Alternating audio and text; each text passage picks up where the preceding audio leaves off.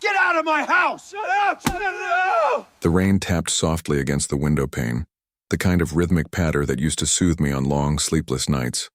But tonight, it sounded different, colder, sharper, like the ticking of a clock counting down the final moments of a life I no longer recognized.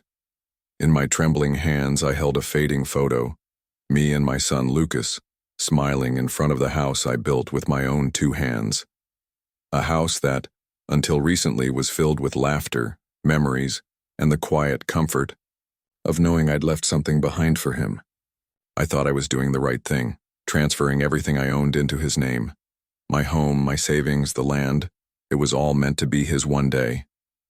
I just didn't expect one day to come so soon. He told me it would be easier this way, that it was time he started taking responsibility. I believed him. But within weeks his tone changed. He stopped coming home for dinner. He replaced the family photos with modern art I'd never seen. Then, one morning, without so much as a moment of hesitation, he handed me a letter. Eviction, from my own house. He said I was getting in the way, that I should enjoy the rest of my years somewhere more suitable. I stood there, stunned, as the world I'd carefully built around my son crumbled at my feet. But what Lucas didn't know, what he never expected, was that I still had something left in me. I may have given up my property, but I hadn't given up my fight. I wasn't going to disappear quietly. If he thought I was done, he was about to learn just how wrong he was, and what came next would shock everyone. I don't know exactly when the shift happened. Maybe it was in the quiet hours before dawn, lying awake in the shed listening to the wind rattle loose gutters on the roof I had installed myself 25 years ago. Or maybe it was while watching Lucas from a distance, laughing on the porch with friends like I was nothing more than a forgotten shadow. But something inside me stirred, something old and quiet, but unbroken, like a pilot light that had been burning all along. I had spent so many weeks in shame, believing that I was powerless, that the life I had built was slipping through my fingers and there was nothing I could do to stop it. But that wasn't true. It never had been. The truth was, I had been so used to giving love, giving time, giving everything I had to Lucas, that I had forgotten I was allowed to take a stand. I hadn't disappeared, I'd just gone quiet, and now it was time to speak. It began with a phone call, one I had been dreading for weeks. I reached out to an old friend named Daniel, a man I hadn't spoken to in years, but who had once been like a brother to me back when we worked together in the early days of the construction company. Daniel was now retired, like me, but still sharp as a tack, and, more importantly, connected. I told him everything, not just about the house, but about the slow erosion of the bond between me and Lucas. There was a long silence on the other end of the line before Daniel said, "Harry, you didn't just build a house, you built a legacy. Don't let someone erase that, not even your own blood." Those words hit me like a jolt. They shook off the dust that had settled on my confidence. I met with Daniel the next day. Over coffee and paperwork, we began to map out the terms of the property transfer. The fine print I had never bothered to read, the clauses buried beneath legal language I had blindly trusted. That's when we discovered it. A clause that Lucas had overlooked. The property transfer had included a condition, one inserted by the original lawyer to protect elderly clients. An automatic reversion clause triggered if the original homeowner became homeless as a result of the transfer. It was rare, obscure, and required action within a specific time frame. But it was there, and it meant that I wasn't just a victim in this story. I had legal grounds, I had leverage, but more than that, I had people. Over the next few days, word began to spread, not from my mouth, but from others who had quietly witnessed what was happening. The neighbors, the ones who had seen me tending the garden every morning for years, began to check in. Cheryl from the diner started slipping me meals I hadn't asked for, saying she accidentally made extra. Daniel introduced me to a lawyer named Marianne, a woman in her 40s with a fire in her eyes and a passion for elder protection cases. When I told her my story, She didn't flinch. "You're not the first," she said grimly. "But if I have anything to do with it, you'll be the last one who walks away without fighting back." And for the first time in months, I started to feel like myself again. Not a burden, not a victim, a man with a spine, a voice, a right to dignity. The case moved fast. The reversion clause meant that the house could be legally challenged if Lucas didn't provide for my basic living needs, which, given that I was sleeping in a shed while he hosted parties inside, wasn't hard to prove. But what mattered, more than the law, was the principle. Lucas had taken advantage of me not because he needed to, but because he thought I wouldn't fight back. And that was about to change. When the notice arrived at the house, a formal letter declaring my intent to reclaim legal interest in the property, Lucas didn't confront me directly. He left the paper on the kitchen counter like it was junk, ale. But I knew he'd read it. I knew he understood. And I also knew that this wasn't just a legal fight anymore. It was a turning point in our relationship, one that would define us from this moment on. A week later, Lucas finally asked to meet. He didn't say where. I found him sitting on the back steps of the house, the same spot where he used to wait for me after school as a little boy. He didn't look angry. He looked tired, confused, maybe even ashamed, though he didn't say it outright. "Why are you doing this?" he asked. Not in a defensive way, but like someone who was finally seeing the wreckage they'd caused. I looked at him, really looked at him, for the first time in a long time, not as the man who'd betrayed me, but as the boy I had raised. "Because I let you believe that love came with no limits," I said.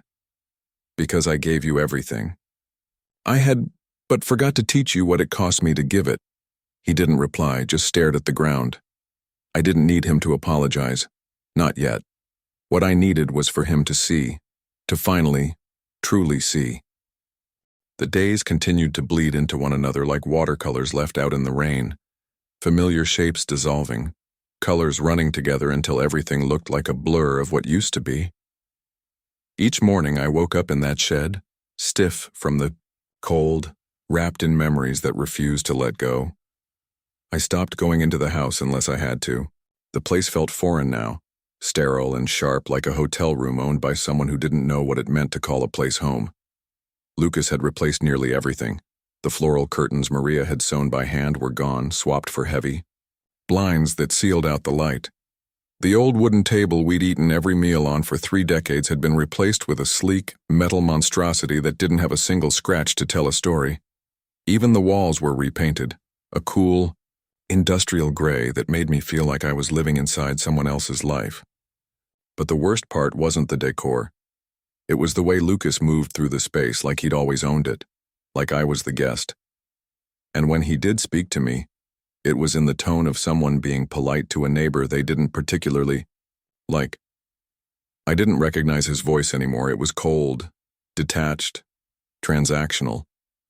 It wasn't that he hated me. No, that would have been easier. It was worse. He didn't see me at all. I had become invisible in the one place I thought I could never be forgotten. One afternoon I heard him laughing on the phone, pacing the hallway, talking about opening up the equity in the house, using the old place as leverage for a business loan. He spoke like it was just property, like it wasn't soaked in decades of blood, sweat, and tears. That house had been paid for with overtime shifts, missed meals, and nights spent worrying if I could afford new shoes for Lucas when school started. It wasn't just equity, it was sacrifice, and he was trading it like it was chips at a poker table. That day I sat in the shed for hours, staring at a half-finished birdhouse I had started years ago. I picked up a hammer, then set it down. My hands, once steady and skilled, trembled slightly. Not from age, but from restraint. I wanted to shout. I wanted to shake Lucas and ask him if he remembered the nights we slept on that living room floor, because we couldn't afford heating. Did he remember how I used to carry him to bed when he fell asleep on the couch?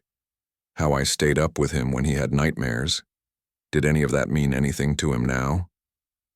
But I stayed quiet, because the truth was part of me still wanted to believe he'd come around, that he was just confused, caught up in ambition, or surrounded by the wrong influences.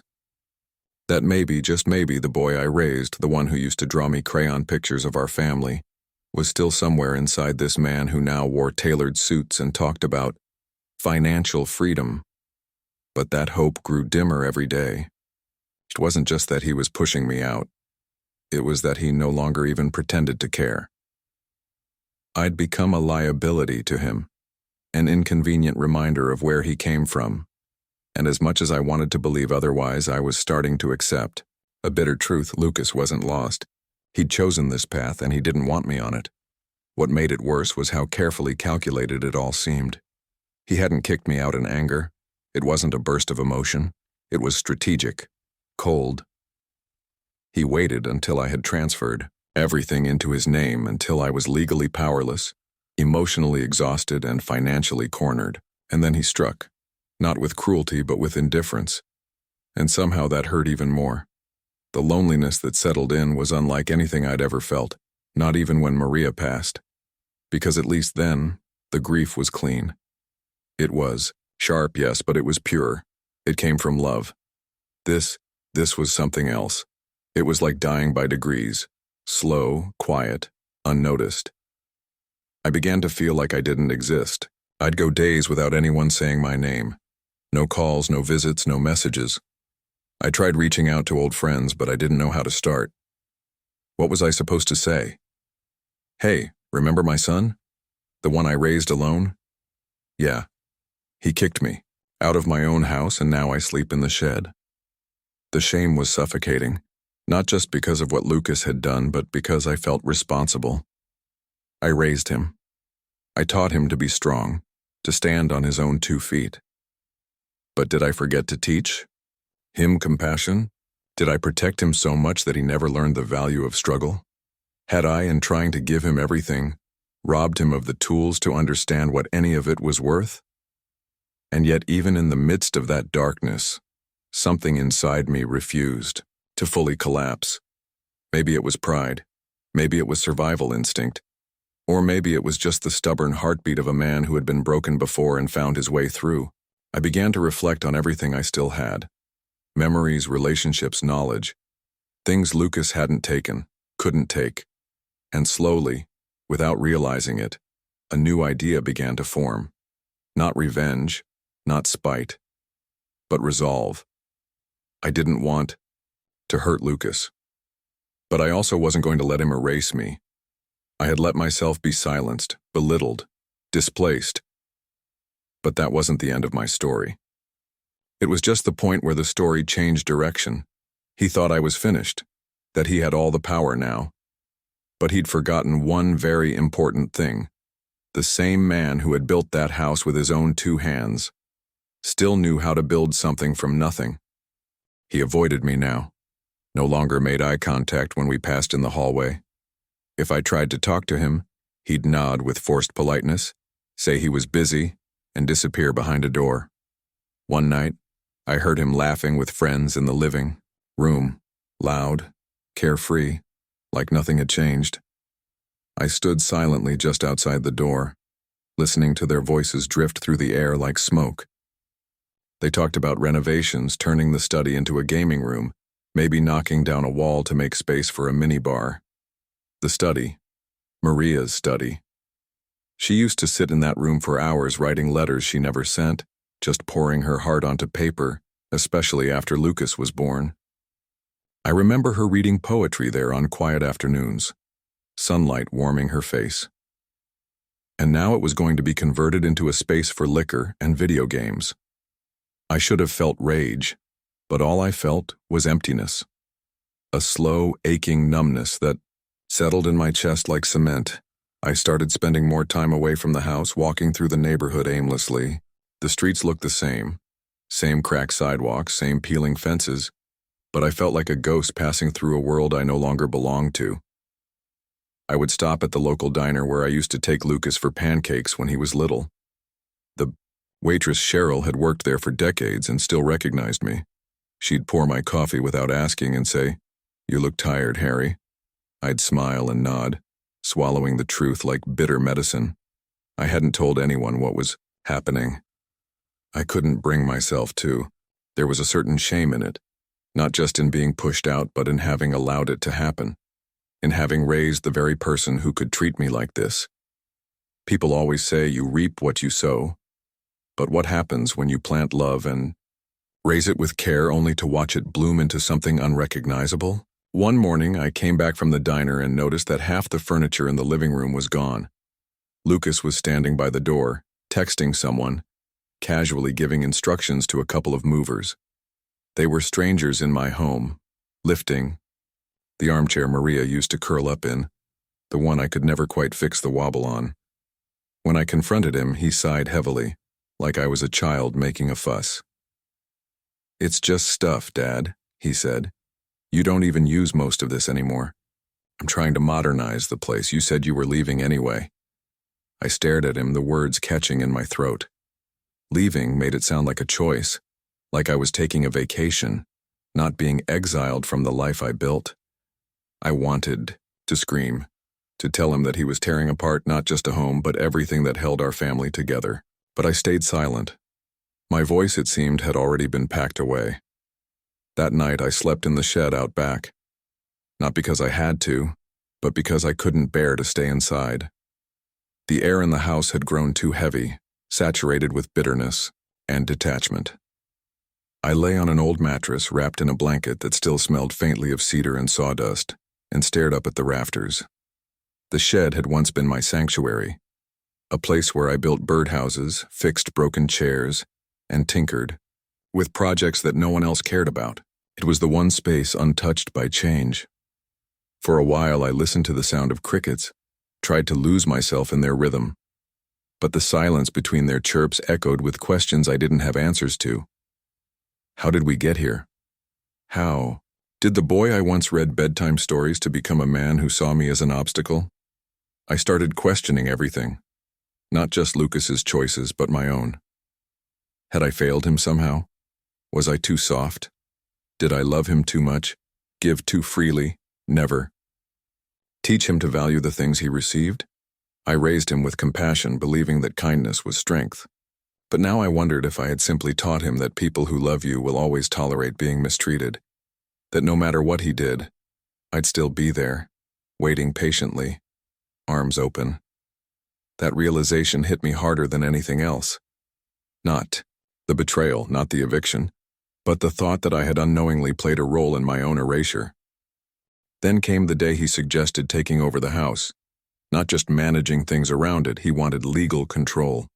He framed it as practical, said it would be easier if the title was in his name, less hassle if anything ever happened to me.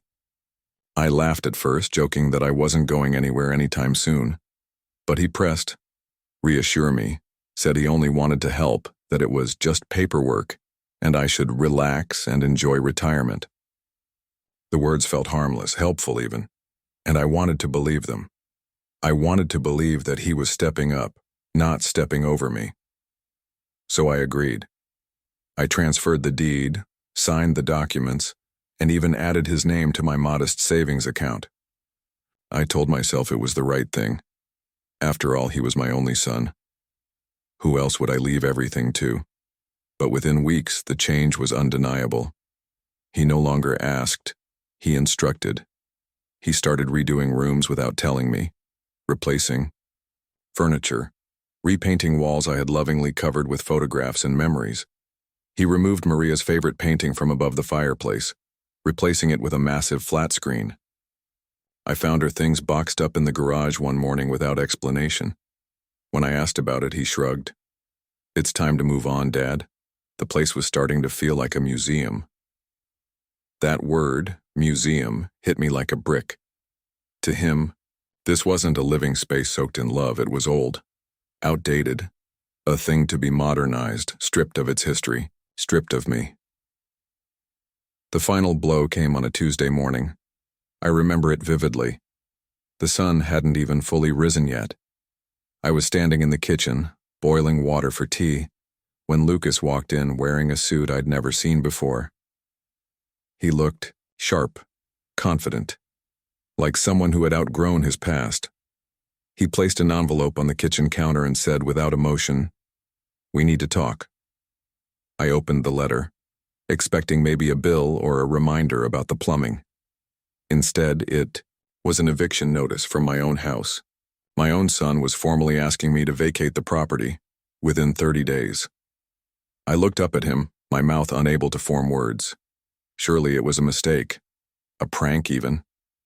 But his eyes were clear, cold, and resolute. "It's time, Dad," he said, flatly. "You deserve a place that's better suited for someone your age. This house, it's not working anymore. I have plans. You being here makes things complicated."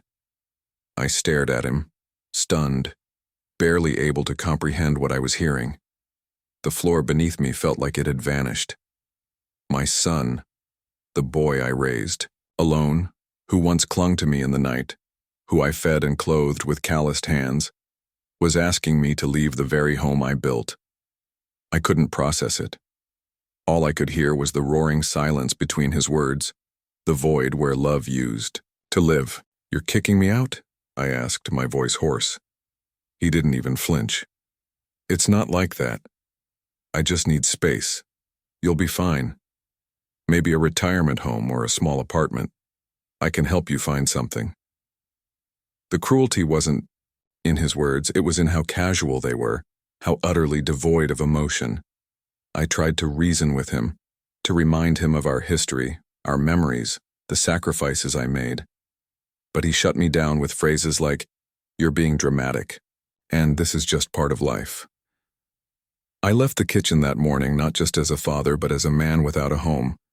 I sat on the edge of my bed, our bed, the one Maria and I had shared, and stared at the familiar cracks in the ceiling. They used to remind me of time passing, of life's imperfections. Now they just reminded me that everything I'd built could be taken from me with a signature. I felt betrayed, humiliated, and utterly disposable. Not by strangers, not by some bureaucratic system, but by the person I had devoted my entire life to. The days that followed were a blur.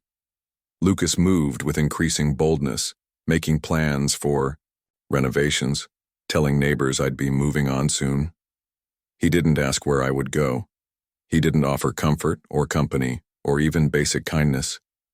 He was eager to be rid of me, eager to take full control of what I had once considered our shared legacy. And yet, even as the walls of my world collapsed around me, a strange sense of clarity began to form. I realized that the man standing in front of me, well-dressed, articulate, confident, was not the boy I had raised, at least not anymore. He had changed, and maybe in some ways I had allowed it. I had given everything without boundaries, loved without limits, sacrificed without expectation.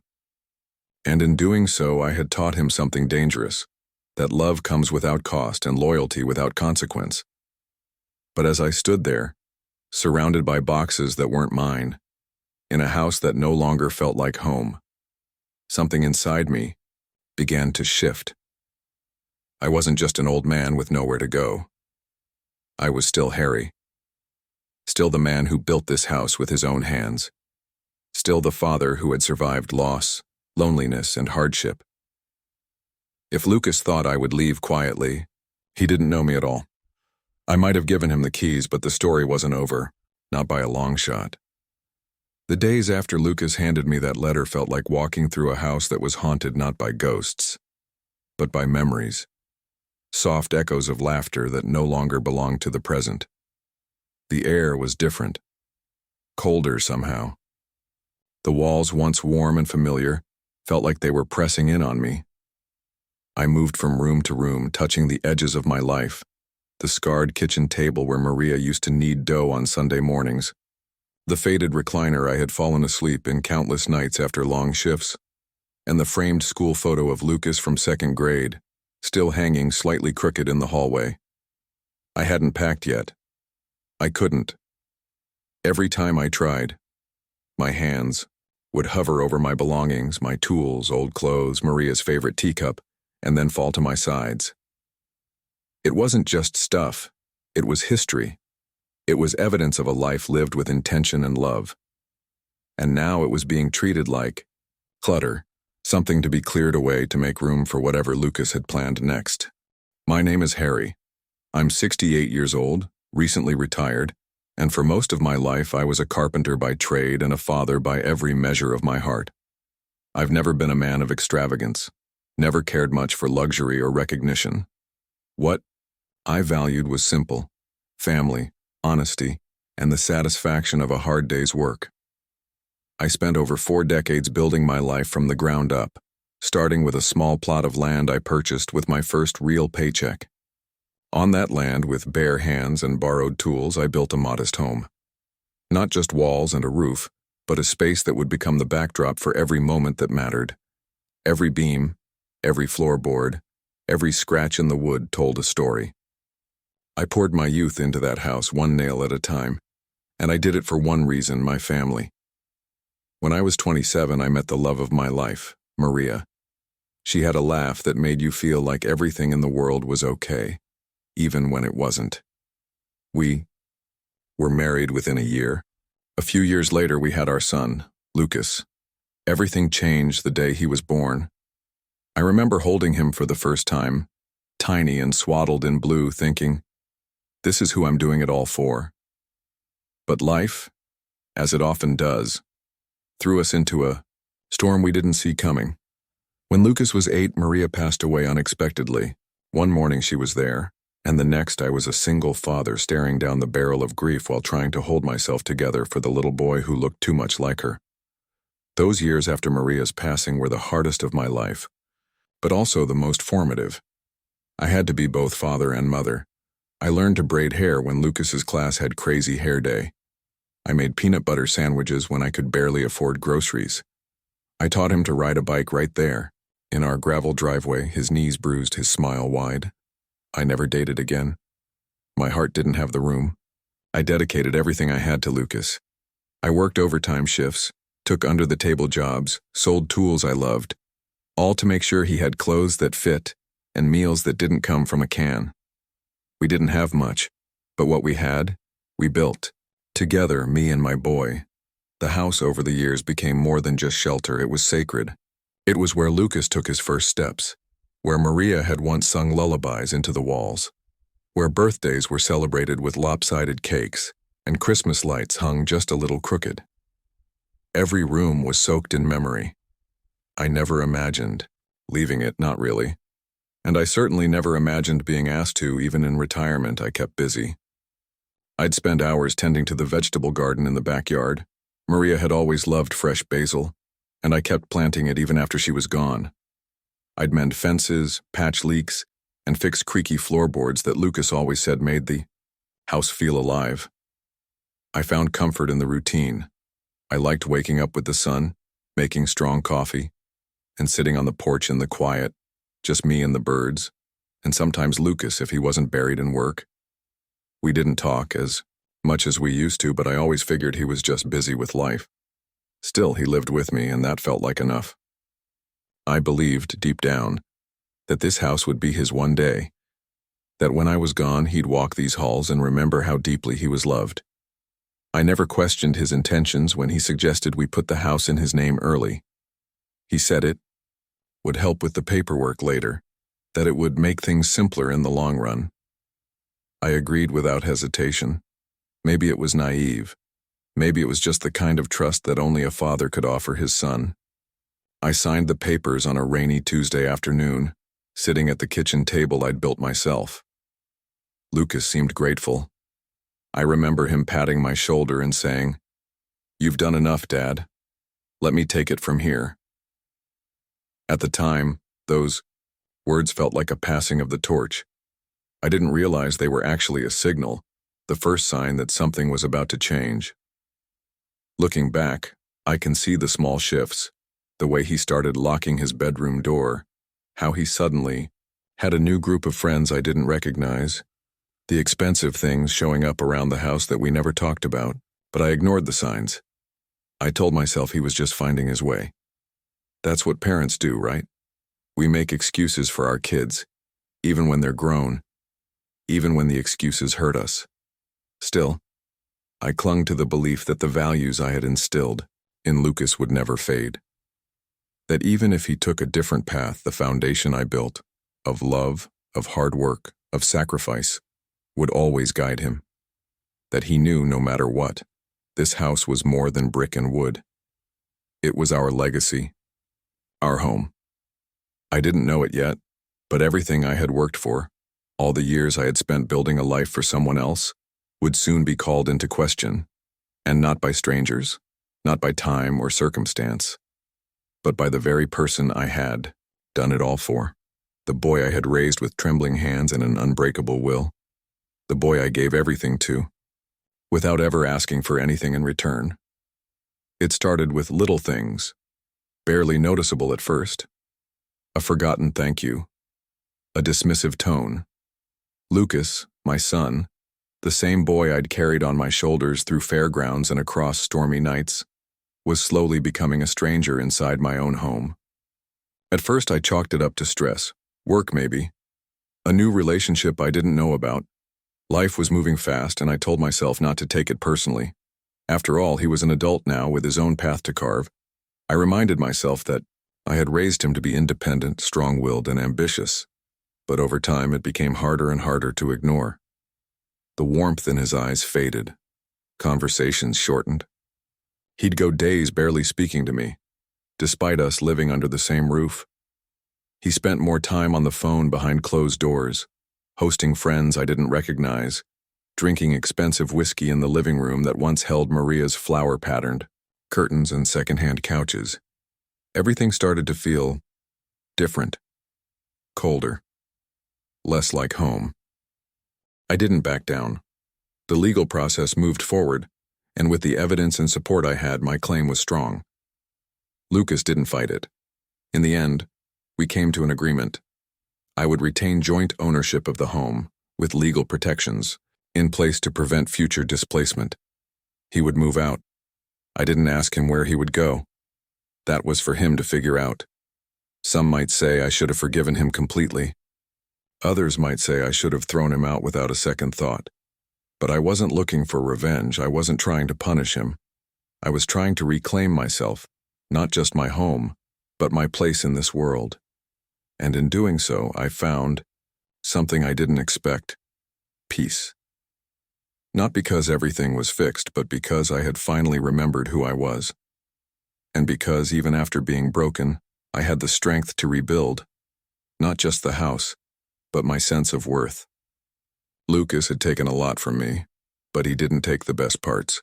He didn't take my resilience, he didn't take my history, and most importantly, he didn't take my name. The morning of the court hearing was quiet, but the silence carried weight, thick and expectant like the air before a storm.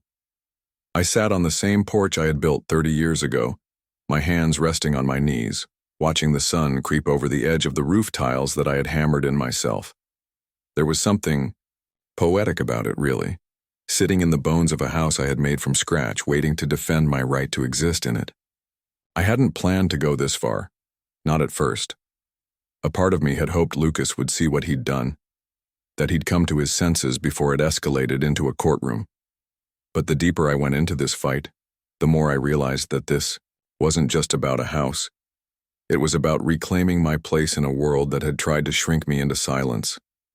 For too long, I had let my love for Lucas override my sense of justice. I had convinced myself that silence was a form of patience, that acceptance was a kind of strength. But now, as I prepared to walk into a room and defend my right to the very life I had built, I understood something clearly. Love without boundaries isn't strength. It's surrender. And I had surrendered enough. When I arrived at the courthouse, Daniel was already waiting outside, dressed in a crisp gray suit, his arms crossed and his jaw tight. Beside him was Mary Ann, the lawyer who had taken my case with a fire in her eyes and a file thick with evidence. She greeted me with a nod and a reassuring hand on my shoulder. "You're not just here to win a case, Harry," she said. "You're here to show him you never left." The inside of the courtroom felt sterile, overly lit and unforgiving. Lucas was already seated at the opposite end of the room, alone. He looked smaller than I remembered, less sure of himself. He didn't make eye contact, he didn't have to. Everything between us had already been said, or rather, left unsaid. What came next wasn't about revenge, and I reminded myself of that again and again. This wasn't about shaming him or making him suffer. It was about standing in my truth, with both feet planted, and saying, I matter. My life matters. What I built matters. When Marianne stood to speak, she laid out every detail, calm, clear, and precise. She presented evidence of the reversion clause, photographs of the conditions I had been living in, testimony from neighbors, receipts showing I had been supporting the home financially even after the transfer.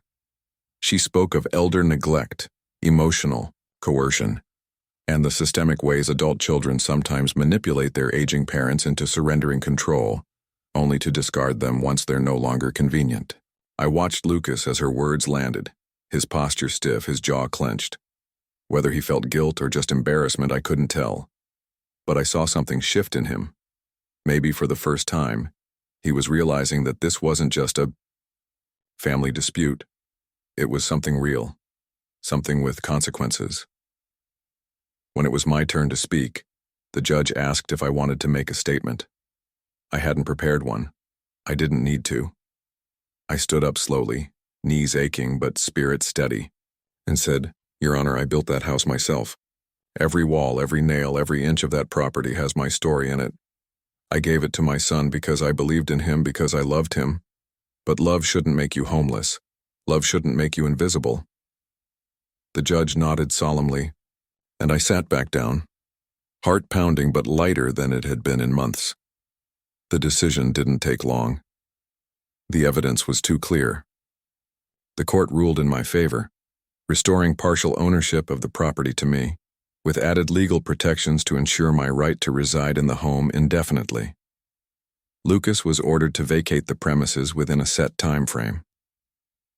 The moment the gavel came down, I felt a wave of emotion rise in my chest, not joy, not even triumph, but something quieter, closure, clarity, not because I had won, but because I had acted. I had stood up for myself in a way I never had before. The walk out of the courthouse felt longer than it was.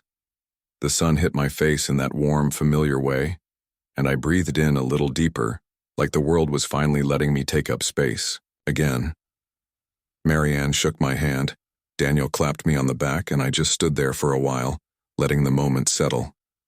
I had no idea what Lucas would do next, whether we'd ever speak again, whether this rift would be permanent, but for the first time I wasn't afraid of the answer.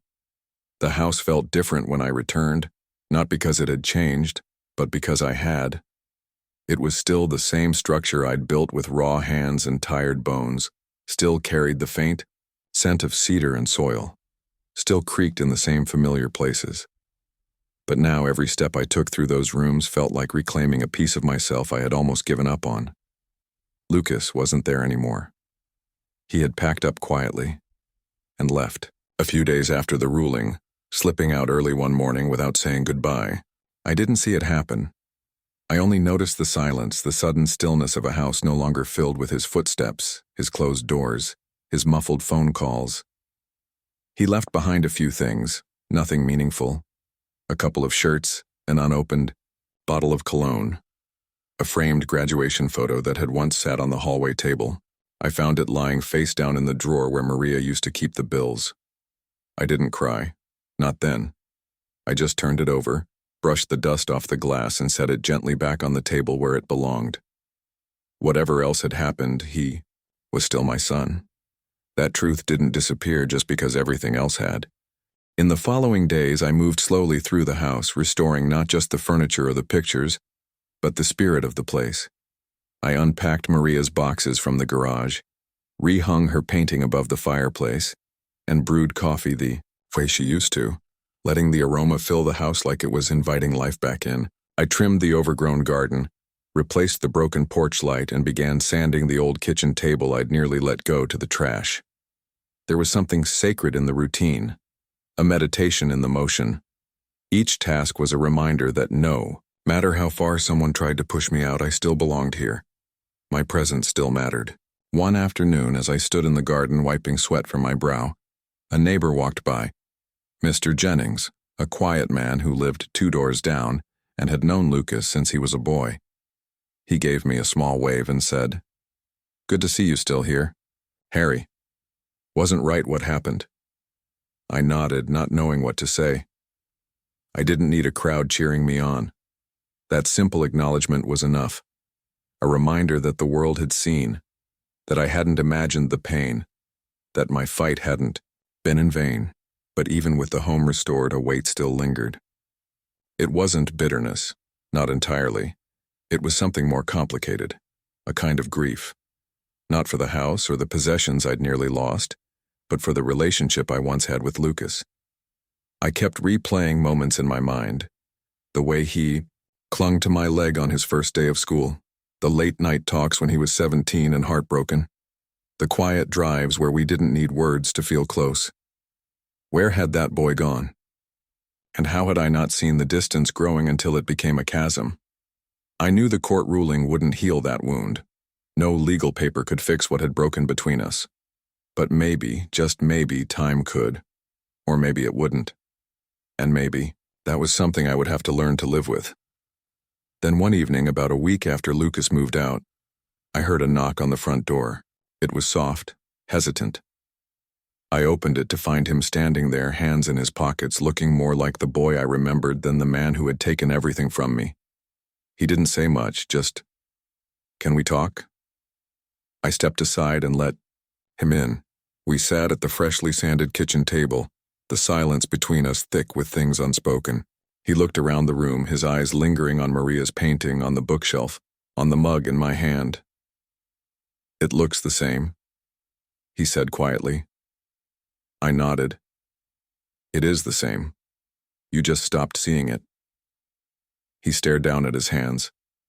"I don't know why I did what I did. I thought I was doing what made sense, owning things, controlling things. I thought that's what being an adult meant." There was a long pause before he added, "I was wrong." I didn't rush to respond. I let the silence hold space for the truth to settle.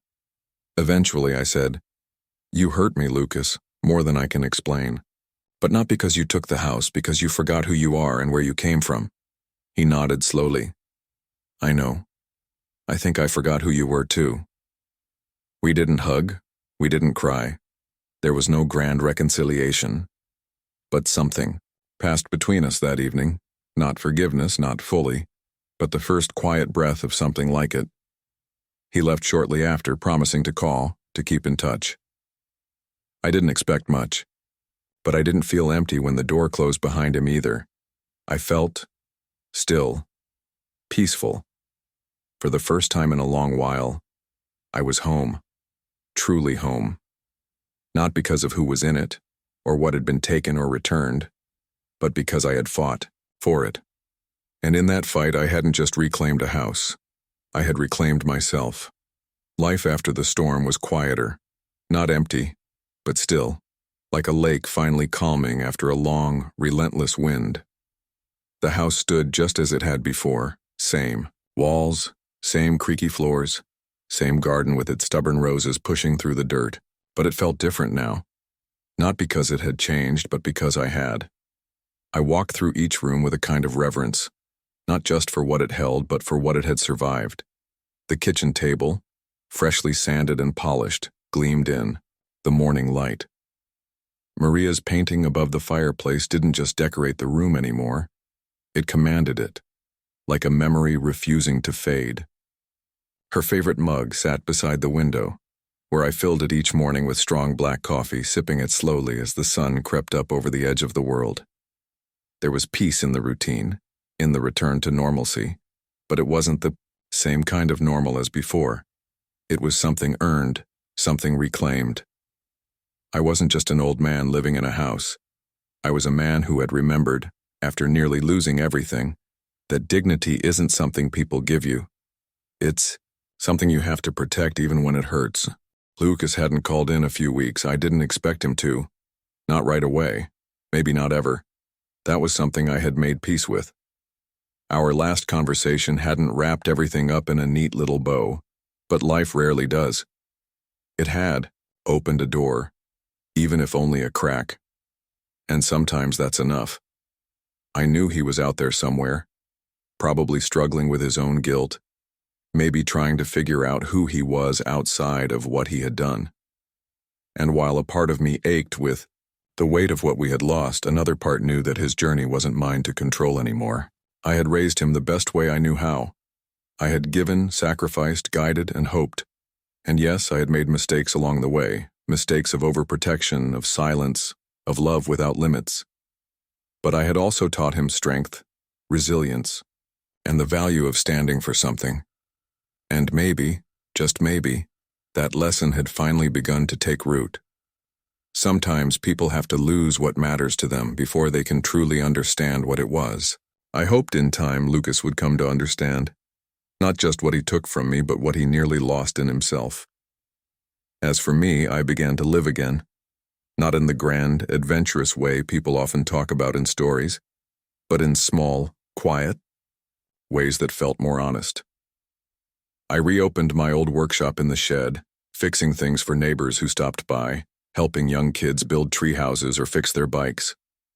I planted new vegetables in the garden, tomatoes, green beans, and of course, Maria's basil. Every afternoon I'd sit on the porch with a cool drink, watching the plants stretch toward the sun like they too were finding their way back after a long winter. The community around me had rallied more than I ever imagined.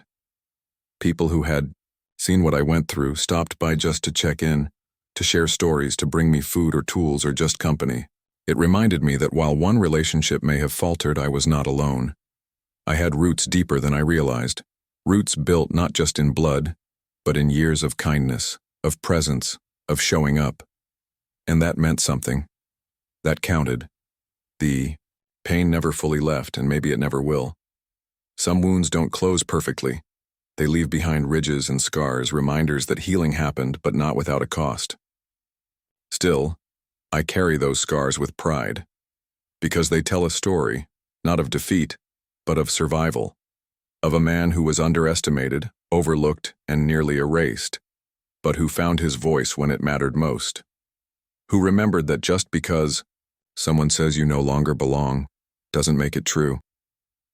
I often think about what would have happened if I hadn't stood up for myself, if I had quietly walked away from the home I built, letting Lucas rewrite the story without me in it. I think about how easy it would have been to believe that my time was over, that I had nothing left to fight for. But that's the dangerous lie we tell ourselves as we get older, that our worth is tied only to our usefulness, that once we stop providing, we stop mattering. It's not true. We matter because we are, because we lived, because we loved, because we carry with us stories, knowledge, wisdom that no one else has. And I realize now, more than ever, that standing up for myself wasn't just about me. It was about every person who has ever felt discarded, forgotten, or used. It was about proving that no matter how much the world tries to convince you that your chapter is over, you still have the pen in your hand. If Lucas ever comes back, and I hope one day he does, I'll be here. Not waiting, but open. Not angry, but firm. Because forgiveness doesn't mean forgetting, and love doesn't mean surrender. It means boundaries, it means truth, and most of all, it means holding space for someone to grow, without letting them shrink you in the process. Until then, I will live in the home I built with pride, not just the physical walls, but the emotional foundation I rebuilt when it all came crashing down. I will sit on this porch and greet each sunrise like an old friend. I will fix what's broken, tend what's growing, and keep the doors open to those who know how to knock with respect. In the end, it wasn't about the house, it was about dignity, about memory, about love with a backbone. And though I may be older, slower, and more weathered by time, I have never stood taller than I do now. If you've made it this far, thank you for listening to my story. It wasn't easy to share, but maybe someone out there needed to hear it. Maybe you've gone through something similar. Maybe you've felt the sting of betrayal from someone you raised, someone you trusted. Or maybe you're carrying the guilt of hurting someone who only ever wanted the best for you. Wherever you stand, I want you to know this. Your story matters, and you're not alone. We all stumble, we all fall, but it's in how we rise, how we reclaim our voice, that defines who we are. If this story touched something in you, if it reminded you of your own strength or helped you see someone else's pain a little clearer, I invite you to share your thoughts in the comments below. Have you ever been let down by someone you loved? What would you have done in my shoes? Let's create a space where stories like this aren't hidden away in silence, but brought into the light where healing can begin. Don't forget to like this video if it resonated with you. It helps more people find it. And if you'd like to hear more powerful, true-to-life stories like this one, about resilience, redemption, and the quiet strength it takes to keep going, be sure to subscribe and hit that notification bell so you don't miss what's coming next. We're building a community here, one story at a time, and your voice is a part of it. Because in the end, stories don't just connect us, they remind us we're human, and that we still matter no matter what life throws our way.